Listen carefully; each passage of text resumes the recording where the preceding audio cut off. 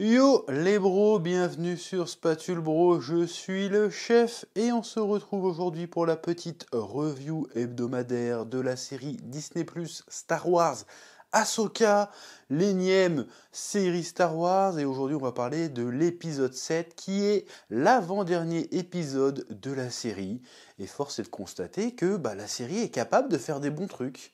Là, l'épisode 6 et l'épisode 7... En tant que fan de Star Wars et en tant que spectateur, j'ai été satisfait. Alors, certes, il y a du fanservice qui me parle pas trop parce que j'ai pas vraiment suivi la série Rebels, mais c'est rythmé, il y a des péripéties, il y a un peu d'humour, on voit des décors et des extraterrestres qu'on n'a jamais vus avant, il y a un méchant avec du swag, que demande le peuple? Pourquoi on n'a pas eu ça dès le début en fait? Pourquoi est-ce qu'on a eu les 4 premiers épisodes où on se fait... oui, j'ai plus le droit de dire de grossièreté pendant un petit moment, donc on se fait braire, comme dirait l'autre. On s'est ennuyé, en tout cas en ce qui me concerne, je me suis un petit peu ennuyé. Il y a eu plein de subplots un peu nazes, un peu pourris. Ça avançait à 2 à l'heure et tout d'un coup ça se réveille sur la fin. Bon, là il y a un problème. Si vous avez une histoire qui tient que en 6 épisodes, faites que 6 épisodes. S'il y a que 4 épisodes, faites que 4 épisodes. Personne va s'en plaindre si l'histoire est de qualité là. Parce que là j'ai l'impression qu'il y a un énorme gâchis. C'est conscient que, en tout cas, je me suis ennuyé les 3 quarts de la série, les 2 tiers de la série plutôt, et sur le final, ça commence à accélérer, ça commence à être bien. C'est-à-dire, je commence à monter dans le train, il reste plus qu'un épisode. Voilà. Là, je suis un peu désappointé, je suis frustré là, parce que là, ça commence vraiment à être sympathique. Encore une fois, il y a de la péripétie, il y a de l'aventure, il y a de la découverte. Ça marche plutôt bien. C'est capable de faire un truc bien. Et non, c'est déjà fini en fait, ça devient bien une fois que c'est fini. C'est très dommage, oui. Bon, là, on découvre un peu plus le personnage d'Ezra Bridger, hein, que moi j'avais suivi que la première saison de Rebels à peu près, donc je le connais pas plus que ça. Bon, je m'attendais pas qu'il lui fasse des yeux aussi bleus, mauve, violet, bizarres, comme dans l'animé. Mais pourquoi pas, ça lui donne un air particulier, why not. Bon, par contre, il y a quand même des scènes qui me paraissent un peu bizarres et qui sont assez peu crédibles. Le gars, ça doit faire presque 10 piges qu'il est sur la planète isolé. Sa pote le retrouve enfin. Il fait comment tu m'as retrouvé? Comment t'es venu là? Et la meuf a fait j'ai pas trop envie d'en parler. Et lui fait bon d'accord, bon. Je suis désolé là. Alors, ok, il y a l'euphorie, c'est bon, j'ai retrouvé ma pote, je vais peut-être rentrer chez moi. Mais quand je te pose la question, comment t'es arrivé ici, t'as plutôt pas intérêt de me sortir, attends, on verra plus tard. Parce que t'as des états d'âme. Je m'en bats les steaks. Je veux savoir ce qui s'est passé. Ça fait 10 piges que j'attends, t'as intérêt d'avoir une bonne excuse pour avoir mis 10 piges pour venir me chercher. Bon, je sais pas si ça fait 10 piges, mais en tout cas, ça fait des années. Le gars, quand il est parti, c'était un jeune ado, là maintenant c'est un bonhomme. C'est qu'il s'est passé quand même pas mal d'années. Surtout qu'apparemment la fin de Rebels se déroule avant le premier Star Wars, si je dis pas de bêtises. Si je dis pas de bêtises. Donc il s'est passé même plus de 10 ans en fait. Logiquement. Parce que entre Un Nouvel Espoir et le Retour du Jedi, il me semble qu'il se passe une bonne dizaine d'années. Tu vois. Et là, on est encore 5-6 ans plus tard. Donc à moins que je dise des bêtises. Et dans ce cas-là, vous me corrigerez dans les commentaires, parce que je sais pas quand ça se situe Rebelle. Il me semble que Rebelle, ça se situe un peu avant la trilogie originale, entre l'épisode 3 et l'épisode 4, quoi. Quand même, on peut fournir une petite explication, quoi. C'est pas trop demandé. Je pense que le gars abuse pas, quoi. Et non, tout le long de l'épisode, il fait j'ai pas envie d'en parler. Mais l'autre, il insiste pas, en plus. Et t'es un Jedi, moi je fais vas-y, dis-moi ce qui s'est passé. Et on n'en parle plus, parce que là c'est un peu absurde, je trouve. Bref. Donc pareil, il y a aussi des trucs qui sont absurdes. Il y a Thrawn, qui est un stratège de malade mental. Attention, normalement c'est censé être The Stratège. Même dans l'univers étendu de jadis, c'est censé être The Stratège, et c'est pour ça qu'il est censé être dangereux d'ailleurs. Il fait une stratégie, il fait bon, s'il y a des baleines stellaires qui se pointent, on les fume à vue, et surtout on met un champ de mine autour de la planète, on fait un champ de mine, comme ça, peu importe ce qui passe, ça explose de partout. Donc a priori son plan, il fonctionne. Il est appliqué à la lettre, normalement il devrait passer. Et là, on a un truc qui me dérange un petit peu, c'est qu'on a un plot armor un peu trop exagéré en ce qui concerne le personnage d'Ahsoka. Là, normalement, il n'y a aucune raison qu'elle s'en sorte. Je veux dire, si les planètes stellaires, elles se font attaquer par les mines, je vois pas pourquoi elle, tout d'un coup, elle arrive à slalomer entre les mines. Alors que les mines, elles détectent et tout. C'est très très bizarre. Je veux dire,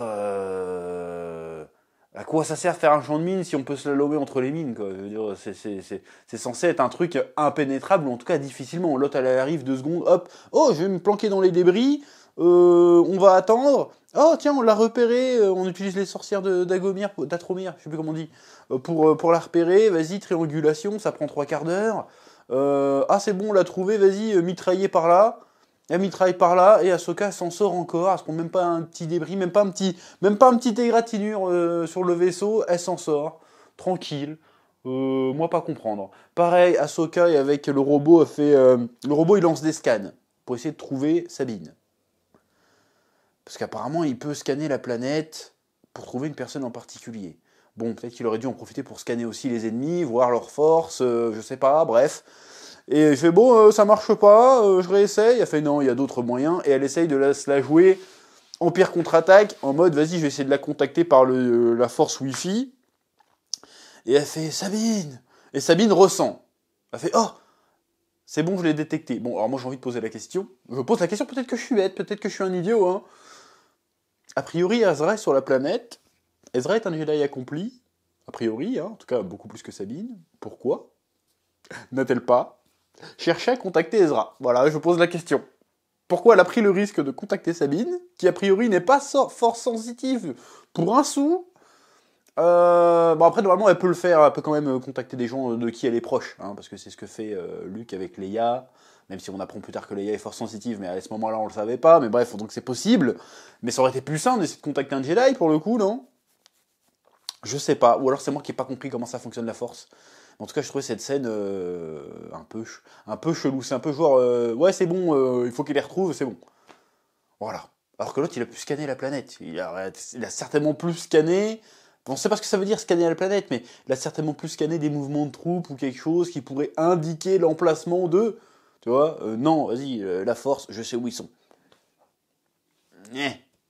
Bizarre. Bon, il y a aussi du petit fanservice avec Anakin qui apparaît en hologramme sur des enregistrements qu'il avait laissés à Ahsoka. Ça, il me semble qu'on l'avait vu aussi. J'ai vu des vidéos résumées où ça en parlait dans Rebels, que même dans Clone Wars, il me semble, hein, qu'il donnait des cours comme ça. Enfin bref, c'était plutôt sympathique de le revoir. Hayden Christensen.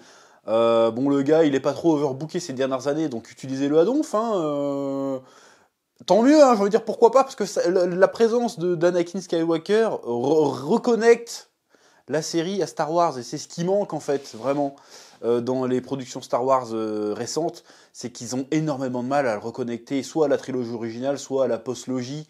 Mais en même temps, la postlogie, si on pouvait la retcon et qu'elle n'existe pas, tu sais, que ce soit le Dragon Ball GT de Star Wars, ça me dérangerait pas, je pense que ça dérangerait pas beaucoup de monde, mais bref, ça manque en fait de... Est-ce que c'est Star Wars qu'on n'a pas cette attache avec l'univers qu'on connaît, t'as l'impression que c'est un truc en parallèle, qui a rien à voir, que ça pourrait être rebrandé autre chose, que ça serait pas gênant, si tu vois ce que je veux dire. Bref. Là, du coup, on a Anakin, donc il y a un côté, c'est ancré dans ce qu'on connaît, ça fonctionne. On a un espèce de caméo de C3PO aussi, bon, ça fait plaisir si tu veux, mais tu sens que c'est forcé. En plus, la scène, elle a pas trop de sens. Parce qu'il y a le sénateur asiatique, j'ai oublié comment il s'appelait, qui fait un conseil de sécurité avec la chancelière. Il y a la chancelière qui vient et elle n'a pas d'autorité. T'es la chancelière, je comprends pas. Bref, Motma. Et fait oui, général Syndulla, vous obéissez pas aux règles, vous vous rendez compte, vous avez quitté la flotte avec 2 X-Wing et votre propre vaisseau personnel. C'est honteux. Donc on va vous démettre de vos fonctions. Bon, j'ai envie de dire déjà.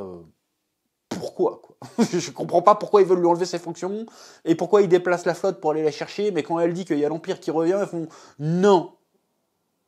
Déjà c'est bizarre, et donc C3PO arrive au moment où elle allait se faire licencier, on va dire, hein, Syndulla. Motma, elle moufte pas, elle dit rien, hein, c'est censé être la femme forte, la chef de l'Alliance Rebelle. Ces mots devraient avoir du poids quand même, hein. Ok, je sais, respecte la démocratie, tout ce que tu veux, mais bon, c'est Motma, c'est pas Joel Clodo. Normalement, elle devrait dire, elle devrait être du côté de Syndulla en disant, ok, on va voir ce qui va se passer, on va peut-être enquêter un peu là-dessus. Là, on voit il y a plein d'éléments qui font que il y a peut-être des raisons de penser que effectivement il y a quelque chose qui se prépare. D'ailleurs, il y a le chauve, là, le capitaine, je sais plus comment il s'appelle, qui fait « Eh, ce qui s'est passé sur Mandalore ?» Donc déjà, ça relie aussi ce qui se passe dans Mandalorien. Donc ça, c'était plutôt pas mal. Et donc, C3PO arrive, il fait « Oui, j'ai un message de la sénatrice Organa. Elle avait approuvé la mission. » Bon, ce qui est pas vrai, c'est une douille, hein. Et en plus, elle dit comment ça se fait qu'elle est pas au courant des histoires alors qu'elle est celle qui est comment dire, bon, secrétaire à la défense. C'est pas ça le terme, mais c'est un truc comme ça. Ministre de la Défense. C'est elle qui est ministre de la Défense. Comment ça se fait qu'elle est pas au courant?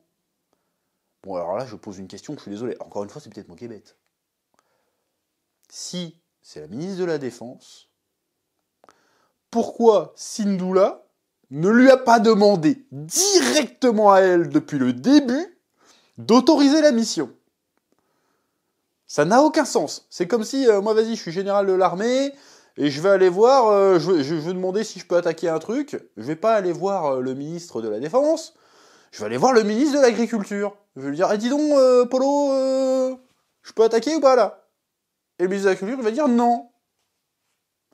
Et il y a le ministre de la Culture, de l'Agriculture, il va prendre le ministre de la Culture et le ministre des Sports, et ils vont se réunir ensemble, et ils vont essayer de me faire virer. Alors que ce que je devais faire ne dépend pas de leur autorité à eux, en fait.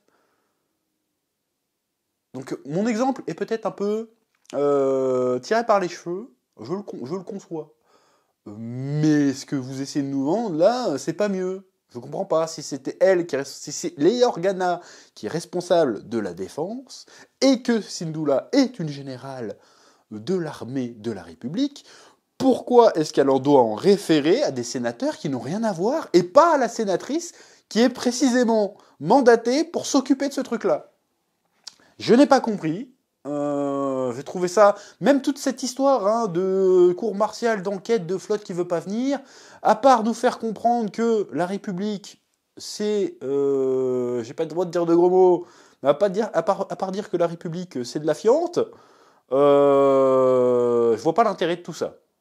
L'espèce de sous-intrigue avec la Syndulla et avec son fils qui est à moitié mystique, et tout ça, juste pour justifier le caméo de C3PO, mais par contre un petit hologramme de Leia qui fait non, j'ai autorisé le truc, mais à la place elle envoie son droïde, je comprends pas l'intérêt là.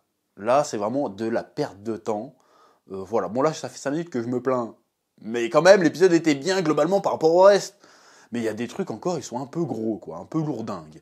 Pareil, quand Bayline Skull, il est avec Shin, et les espèces de bandits de la planète, ils trouvent le machin, et il fait, bon Shin, tu vas aller les taper tout seul, parce que comme ça, si tu les tapes, parce que c'est ce que j'ai compris, c'est pas ce qu'il dit tout à fait, mais c'est ce que j'ai compris. Comme ça, si tu les tapes tout seul, tu prendras du galon dans le Nouvel Empire, et moi, je m'en vais parce que j'ai d'autres objectifs.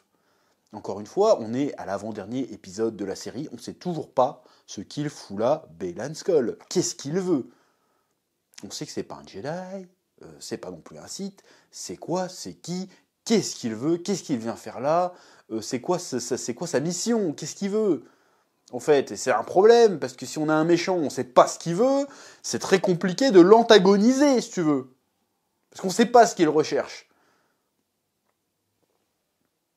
Si tu vois ce que je veux dire. Et en plus, le gars, il bat Ahsoka presque 2 fois de suite. Enfin, elle prend la fuite, elle est plus maligne. Bon, après, du côté du personnage d'Ahsoka, elle retrouve un petit peu le côté téméraire, tête brûlée qu'elle avait avant. Donc ça fait plaisir, parce qu'elle est un petit peu taciturne depuis le début de la série, et un peu dans les autres séries, apparemment, c'est ce qu'elle faisait aussi. Encore une fois, c'est ce que j'ai vu, des petits vidéos résumés que j'ai vu ça et là sur Internet. Qu'elle était devenue un petit peu taciturne. Là, tu ressens, elle a le côté Anakin, le côté ouais, vas-y, je suis plus malin que tout le monde, vas-y, je rigole, vas-y, je fais des blagues. Voilà, j'aime bien ce côté-là du personnage qui revient, et ça fait plaisir. Mais bon, il revient un peu trop tard, on est à l'épisode 7, quoi. C'est dommage, parce que tu m'aurais mis... Bon, j'ai compris le cheminement du personnage, si tu veux, même si selon moi, ça n'a pas été super bien fait. Hein. Encore une fois, l'épisode 5, le flashback avec Anakin n'est absolument pas justifié en ce qui me concerne. Hein, bon, j'ai peut-être tort, hein, mais en ce qui me concerne, il est absolument pas justifié. C'est vraiment forceps plus fan service pour dire, vas-y, je suis Ahsoka la Blanche. Maintenant, je suis pur, je suis libéré de mon fardeau passé et je suis cool, je suis jeune. Alors qu'à aucun moment dans la série, on sentait que le passé d'Anakin l'a pesé en fait. Donc ça marche pas. Mais bref. Je comprends le délire, mais c'est dommage. Je pense que ça amène une seconde saison à un moment donné. Parce que c'est cousu de fil blanc que Thrawn va revenir dans la galaxie. Voilà, il va revenir. Et on sait que de toute façon, l'Empire, il va causer des problèmes jusqu'à la bataille de Jakku. Donc peut-être que le film qui est prévu là avec le Mandoverse là qui a été annoncé, ça sera ça, la bataille de Jakku, et dedans t'auras tout, t'auras l'espèce d'Avenger de Star Wars, t'auras Ahsoka, t'auras le Mandalorien, t'auras peut-être, on peut espérer un petit Luke Skywalker, un Han Solo, un Chewbacca quelque part. Pourquoi pas? Ça serait bien, ce serait chouette. Donc on verra bien. Pareil, il y a une autre scène qui m'a, quand elle est convoquée, Syndulla là. Et le sénateur il fait c'est quoi? Ouais, vous racontez que des bêtises, cette histoire de baleine stellaire, de Jedi, n'importe quoi, c'est des contes de fées. Pardon? J'ai pas bien entendu ce qu'il a dit là. Il dit ça à côté de Mot Mothma et tout. Non mais on est bien d'accord que pendant 30 piges, votre galaxie, elle a été contrôlée par les Sith, on est bien d'accord, hein? Tout le monde l'a vu, Darth Vader soulever des mecs alors qu'il est à 5 mètres et leur écraser la trachée. Tout le monde a vu ça, hein, on est bien d'accord. Tout le monde est au courant que c'est Luke Skywalker qui a vaincu l'empereur quand même, à un moment donné. Enfin, qui a vaincu, c'est Anakin Skywalker qui a vaincu l'empereur, et tu comprends ce que je veux dire. Tout le monde est d'accord que Luke Skywalker c'est un Jedi. Et là, tu fais, ah, c'est des contes de fées. Je veux dire, wow, on n'est pas dans Star Trek, on est dans Star Wars, la magie ça existe, hein. C'est très bizarre comme délire. Bref. Surtout que le Throne, à la base, s'il a été embarqué, c'est avec les baleines stellaires. Donc ils savent que Throne a disparu, mais là, le baleine stellaire, il y croit pas. Qu'est-ce que tu racontes? Le temple Jedi est sur ta planète. Il était en tout cas sur ta planète. C'est très bizarre ce passage-là. Enfin bref, mais à part ça, la série est plutôt cool. Les combats étaient plutôt cool dans cet épisode aussi. Hein, le duel contre Bella et Skull. Il y a un petit mélange entre la trilogie originale, comme les combats font un peu terre à terre, mais il y a des côtés un peu où il y a du skill dans les passes d'armes. Tu vois ce que je veux dire? On n'en est pas à faire des cabrioles comme à l'époque de Clone Wars. Mais c'est beaucoup plus dynamique que dans la post-logie. Je trouve que les combats sont plutôt bien faits, les combats de sabre laser. Pareil, le fait que Ezra utilise vraiment la force pour taper les méchants, j'ai trouvé ça cool aussi. Voilà, non, franchement, l'épisode est sympathique. Voilà. L'épisode était très bien. Il y a des trucs qui sont très très chelous, mais globalement, c'est très bien. J'ai bien aimé le passage où Thrawn, il apprend qu'Ahsoka c'était l'élève d'Anakin, et qui fait oula. Ok, alors on va se mettre sur nos gardes quand même, vous allez rappeler les chasseurs, parce que là, confrontation directe, c'est pas un bon plan les gars, si elle est aussi tarée que Feu son maître, parce qu'il doit être au courant qu'Anakin Skywalker c'est Darth Vader lui, il fait ouais, oh, attention quand même. Bon enfin bref. Mais ça me manque aussi, encore une fois, ça manque de mention de Luke Skywalker, parce que le gars quand même c'est censé être The Jedi. On n'en parle jamais, quoi. Là, ils ont un gros problème. À aucun moment, il y a un personnage qui s'est dit peut-être qu'on pourrait demander de l'aide à Luke. Surtout qu'elle le connaît, Ahsoka, hein. Elle l'a croisé. Peut-être qu'on pourrait demander de l'aide à Luke, là, sur ce coup-là. Parce que là, si l'Empire revient, ça défait un peu tout ce qu'il a fait, le gars. Donc, on peut peut-être l'appeler. Hein non? Parce qu'en plus, il est en train de faire un nouveau temple Jedi. Donc, c'est son taf, quoi, de maintenir l'ordre dans la galaxie, la paix dans la galaxie. Mentionnez-le, au moins, tu vois. Parce que montrer ces 3 PO, c'est très bien. Mais ces 3 PO, on s'en fiche de ces 3 PO. Nous, on veut voir de Luke Skywalker, on veut voir de la princesse Leia, on veut voir du Han Solo. Ou claquez-nous un Chewbacca. Bon, l'acteur original est décédé malheureusement, mais il était déjà décédé au moment de la nouvelle trilogie. Donc vous mettez un gars, vous le déguisez en Chewbacca, et là on va oui, et là je dis oui. C'est dommage. Bon bref, en tout cas c'était cool. Je sais que j'ai passé plus de temps à cracher dessus, mais vraiment j'ai bien aimé l'épisode. Donc on va voir ce que va donner ce final. Oui. C'est à peu près tout ce que j'avais à dire pour cette semaine. Pouce bleu, commentaire, et je vous dis à très bientôt sur Spatule Bro pour de nouvelles vidéos. Oui.